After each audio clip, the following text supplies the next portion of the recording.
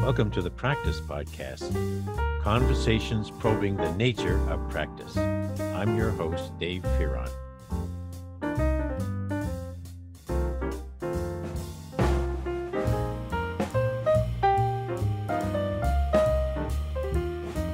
Nicole Mata is such a fine example of what Peter Vale and I envisioned, even though we didn't talk specifically about the sort of practitioner profile would comport to our conjectures about the nature of practice. This would be Nicole. Top to bottom, side to side, she is a learner. She's a communicator. She has made a number of changes in less than 10 years since she graduated. All of them in the right direction for what sounds like a very promising quality of life as well as a way of being. Using her personality to work with the people who she can help, and they will help her now in an extraordinarily complex role as an estimator in Pratt & Whitney, our jet engine facility here in Connecticut. Well, she'll tell you about her journey, but right now it's been 5 weeks, and I think she is catching on real well. So here is one of my favorite students, Nicole Mata. Yes, folks, I am at it again. I've tracked down another former student, a memorable former student, Nicole Mata, because when she was in my classroom, I could almost picture where she was sitting in some of those classes. She was alert and prepared, and we would thrust you guys into exercises, and Nicole was right in the middle of it, just helping the team figure things out and getting it done. And that's the sort of energy that I know continues today. Now, how long, Nicole, has it been since you graduated from Central Connecticut State University? I believe it's since May 2014. It's been a while. Yeah. Yes. And you attended my graduation in April 2016. April 2016. And I really appreciated that, to see you after you'd been away and even spent some money to, we were using that as a fundraiser. It was very nice and very, very considerate. Let's start there. Why did you come to my graduation after 2 years away? More of an impact. So the way you taught your classes, you also did consulting on the side. It was all things I was interested in, and you invested into your students. So of course I wanted to be able to somewhat pay it forward, essentially, but support you as well. I like that word, invest. It's true.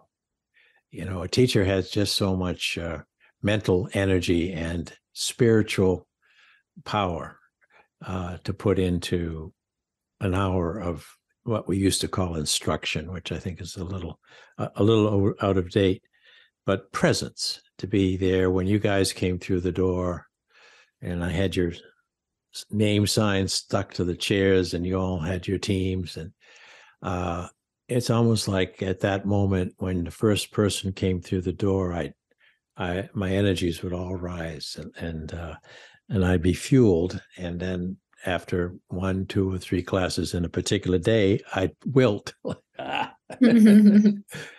But I hopefully you understand that's what you invest as a teacher. Time, sure, but the whole self goes into it when you're doing it because you love it. Now, when you were a student and graduated in 2014, had you already started on your path toward working at Pratt & Whitney Aircraft? So surprisingly, no. So I actually was at their sister company at the time called UTC Aerospace Systems. Oh, yeah. So I was originally intern as was an excess casualty underwriter at Travelers. And then later I did an internship with UTC Aerospace Systems, specifically in staffing. I felt there was definitely a connection in HR, and that's where I wanted to be. And thankfully, post college, getting my degree, they gave me a full-time offer. So yeah, it was Did nice. you stay in HR there? Yes, I did. So I stayed there almost 5 years, moving up from data analyst to recruiter and then project manager. And I realized potentially, unfortunately, when they were acquiring Collins at the time, staffing was looking to be outsourced. So I was Yeah, I warned it remember that. probably is best for you to start looking just in case. So I tried to look internally, and I actually was applying for Pratt and Whitney at the same time I was applying for Aetna. But Aetna gave an offer I could not refuse. So I ended up just switching over to Aetna, also HR, specifically in staffing, but more project management.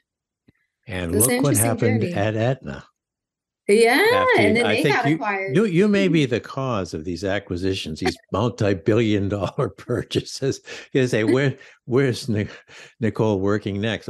She's working at Pratt and Whitney. Let's get the checkbook out. I think Pratt Whitney's quite secure there, though.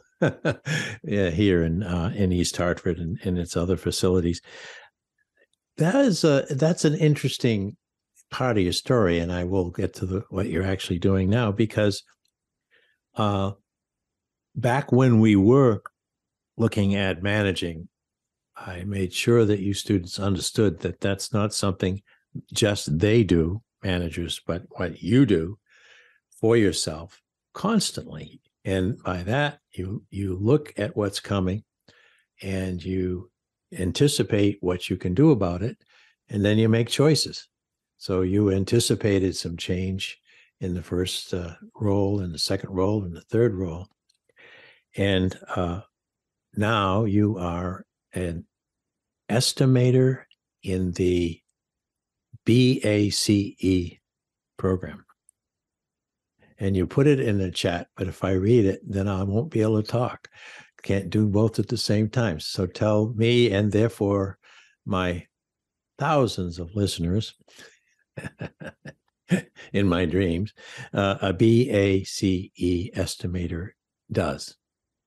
Absolutely. So I'm quite new. I'm probably about 5 weeks into the role, or just about to be 5 weeks. Wow. And I'm still learning it myself, to be very transparent. But essentially, an estimator is an individual that is able to take a quote or a request, if you will, for a project, and to be able to sparse out the labor costs as well as the material costs for a specific duration of time. So it's definitely very involved with working with multiple groups, making sure that we're working with engineers to project managers to program managers to contracts to finance. So we're kind of the, if you will, point person to make sure all the information is as close to accurate before it gets approved and pushed off to the customer. So it's nice for me to use the people soft skills and also the more analytical skills at the same time to make sure information is correct. But yeah, it's definitely a lot of fun. I enjoy so far. So you made another considered move within Pratt Whitney that brought you to the past 5 weeks. Prior to those 5 weeks, what were you doing at Pratt? So surprisingly, Dr. Fearon, I actually was at a nonprofit organization prior to Pratt. Oh. And thankfully, I was able to receive a referral, which allowed me to step into Pratt and Whitney and recently get this role. So definitely a lot of changes in my career track. A lot of changes. Yeah, and again, old wise professor said, that's look ahead. You're probably going to see 14 or more career changes in your career. Now, Nicole, I didn't mean to do them all within the last 9 years, though. But that's great, and so it requires you to know who you are, doesn't it? Yes. I mean, no shyness will allow you to pitch yourself into these new and very demanding roles that you've had all along. Every one of them is relatively high stakes for the business or the nonprofit. And where did you get that courage? Yeah, Yeah, so I truly feel it's been mentors, yourself included, others in my life who really took the time to give me advice on how to have a voice. I've been in multiple leadership development programs as well, starting off as Inroads to the Yeah, and Multicultural Women's Program at Aetna to more recent network of women's program that was at my nonprofit job. And now I'm even considering to look at potential pursuing executive coaching. So it's just allowing me to use the gifts and talents that I truly believe comes from God, right? I'm more of a religious or spiritual background, but essentially it's a blessing to be able to give back, right? So others have invested into me, and now I want to invest and give back to those who are the next generation of leaders. So. a voice that is so important. And there's so many barriers for anyone, whether they're female or whatever ethnicity, to being heard. And so it takes a constant practice of thinking about what you're going to say and saying it in a way that people will listen. I call that leadership. And I also commend you for putting your time into constant study of ways, particularly women and minority people are gaining voice, and thank goodness. And we all complacent men who build up these companies.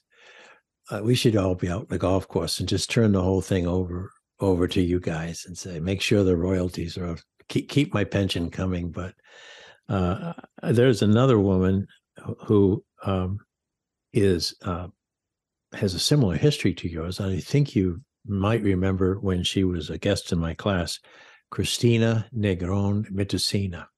Yes. Similar idea about herself. Started out as a receptionist at Aetna in order to pay her first tuition at Central, and now she is working for I don't remember what the company is now that oversees you guys. I guess it's Raytheon this week. But she's had to make quite a few similar changes. But one thing she used to say to you guys in class, and still says it, she's been on a couple of my podcast episodes, I go for the learning. Yeah.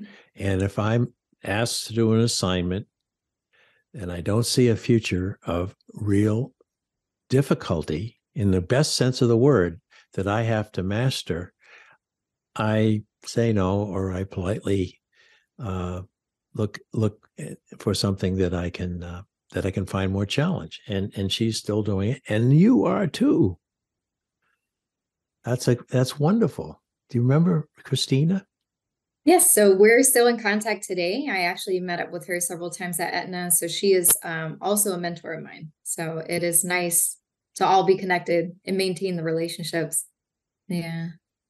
Yeah, and I had I think I must have had dozens and dozens of people over the years that I brought to class, every class, not each day, each time during the week, but every week had a guest, and I'd build my modules around it. And Christina was, here I am, Christina, I'm asking for you again, because every time she came, she had, as you are, found a way to expand not her power, yes, her power, but her awareness and her utility. She understood, particularly in HR, that can be sourced out. A lot of those functions can be sourced out and are being sourced out, have been for years. In the role you are right now, you're not strictly a human resource person anymore, yet you have to figure out all those human costs, the labor costs. You have to look at the safety issues and other things around whatever the offer is going to be. So what are a couple of things that are new to you that you're mastering now in this new role as an estimator? So for me, it's more of just understanding the process. So I'm more focused on having a system and being in HR and having specific groups to be able to support some of our requests.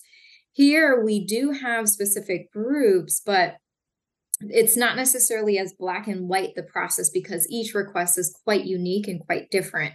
Yeah. So there's going to be a longer time frame for learning because it's not a simple do X, Y, and Z, and you'll get this output, right? You put Yeah. the input and you get the output. It's much more convoluted where there's different decisions, approvals, and all sorts of factors that are coming into play that I'm still trying to understand on top of all the wonderful acronyms that Pratt and Whitney is so known for. So it is a new adventure. I remember at UTC Aerospace Systems, it was very similar, but here it's amplified because that's the regular language daily. Where in HR, we didn't have to use that much technical jargon. So Yeah, no, because it's a shorthand for work that has to happen as efficiently as possible. You're building jet engines. I can't imagine many more complex and complicated pieces of machinery on Earth. And not it wouldn't be that difficult. And similarly, if you could build a great big box and it would set in on the ground, and inside would be all these working parts. No, this has to hang on a rather slim stem on the wing of a plane and perform at a level that, when I was a kid and saw my first jet plane, that was a Sabre jet. And I was like, oh, my God, where's the propeller? And now those engines that you work on and everything related to it are amazingly complex. So the estimating takes on a huge responsibility, if you will, for everyone involved. No right. mistakes. Mm-hmm. So you must be terrified.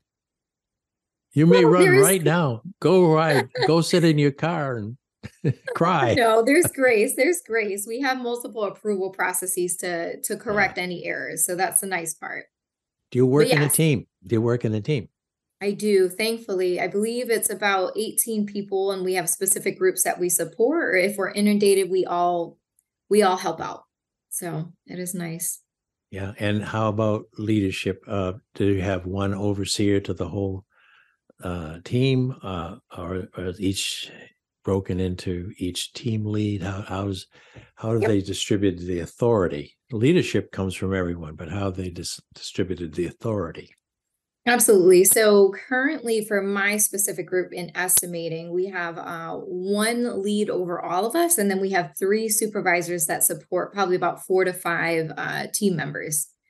So it's a smaller aspect, but base in itself is a much larger scale group that has multiple leaders. To some point, I think some people are a dotted line. I'm still truly understanding. So hopefully no one quote me if you're in that group, but essentially I'm still learning to understand who are the key leaders within the organization and then trickling down because it is quite complex. The output, you've worked at it 5 weeks, but what would be considered a near perfect estimate that would go forward in behalf of all of your efforts? What would be some of the characteristics of a near perfect estimate? Yeah, so for me, it's providing the primary information within, they have their own templates. And within the templates, it breaks down, again, as I mentioned, labor costs, material costs, travel costs. It needs to be inclusive of all details. And it also references prior what we call BOEs, but essentially base of estimates. So it needs to reference those that were first generation, second generation, etc. But it's referencing prior information, so we have historical actuals within the details. That helps us to be able to mitigate risk, whether the price is going to be too high or it's going to be too low. Also having factors comprised within the estimates. And I'm sorry if I'm getting a little too technical, but No, not essentially at all.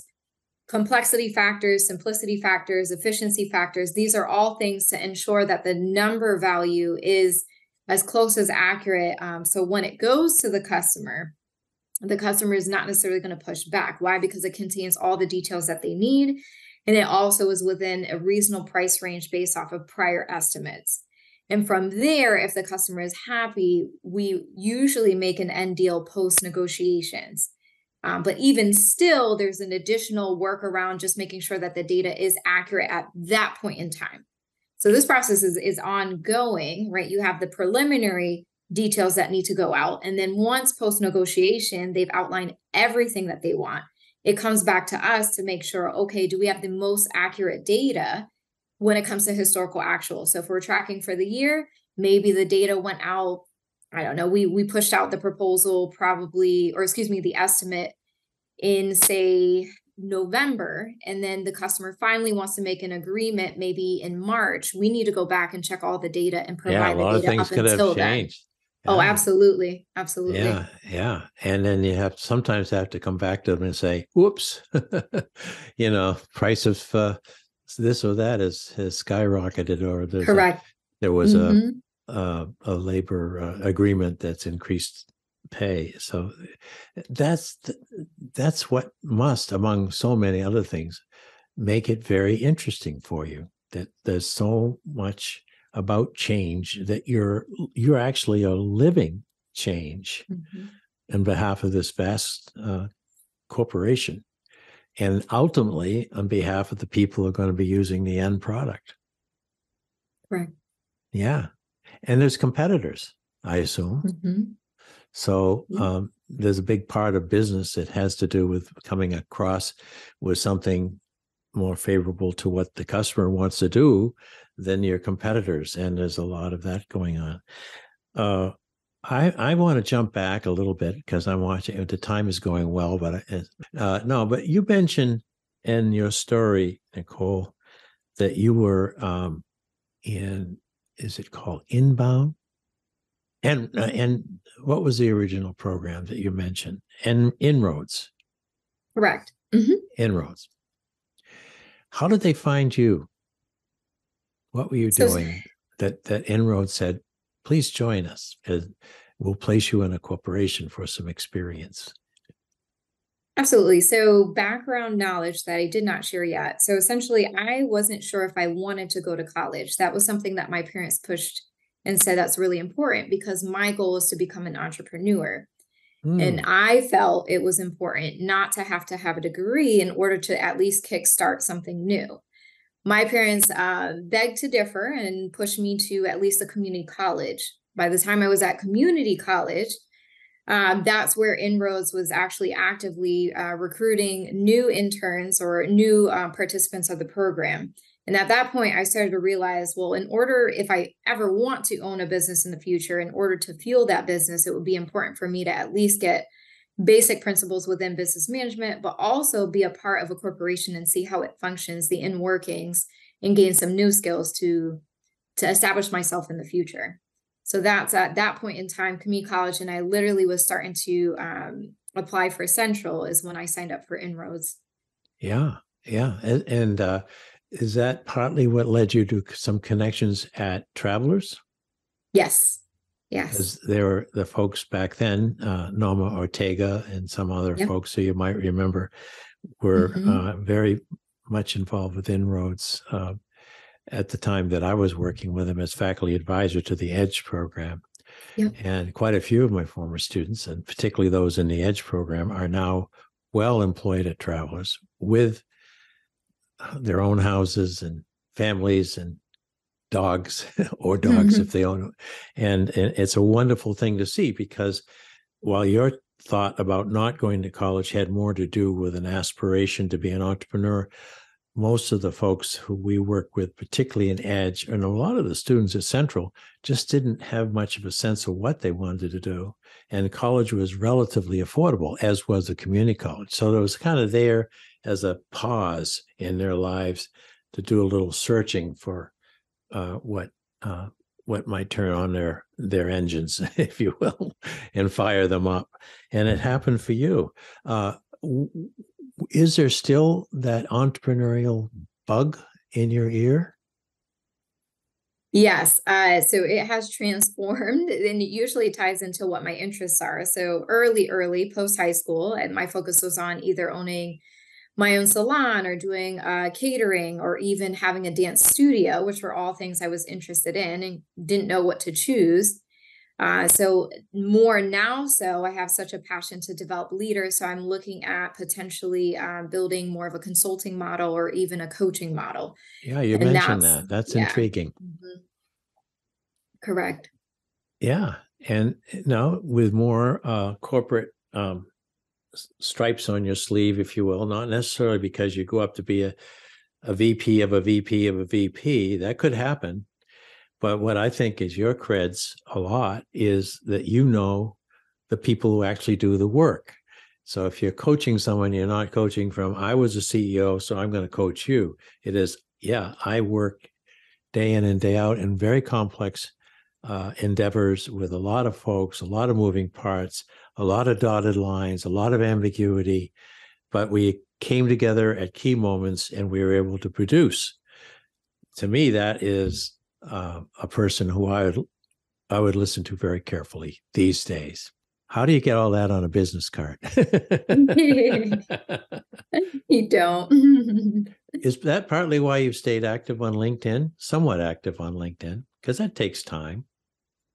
To some degree, it's always good because of my recruiting background to be able to have the updated profile, keep your network fresh, just see how others are doing. And then from there, yes, it helps from the business model, but it also helps from if you're pursuing, say, staying in corporate America, just great opportunity to see how people are doing and if there are new opportunities elsewhere. So, yeah. Well, I will ask you, do you have a dog?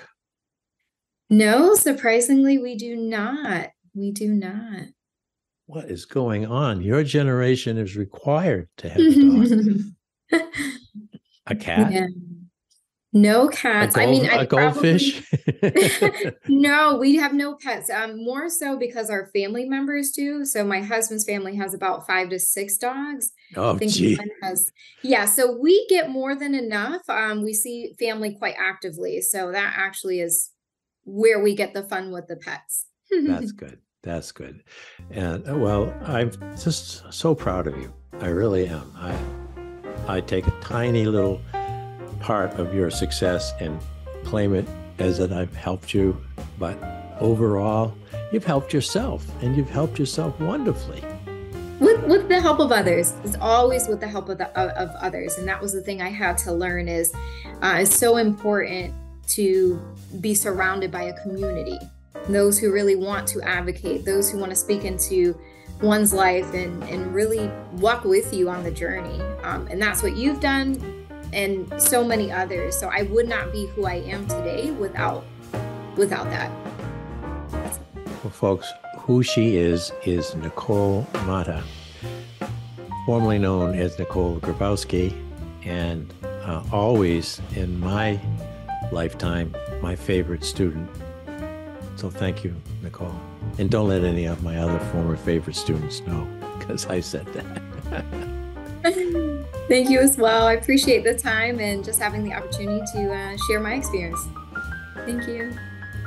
Thanks for listening to the Practice Podcast, where we discuss practice with a capital P. If you'd like to hear more, listen in on Spotify, Automatic, and Apple Podcasts, or go to inactionresearch.com/podcast-page.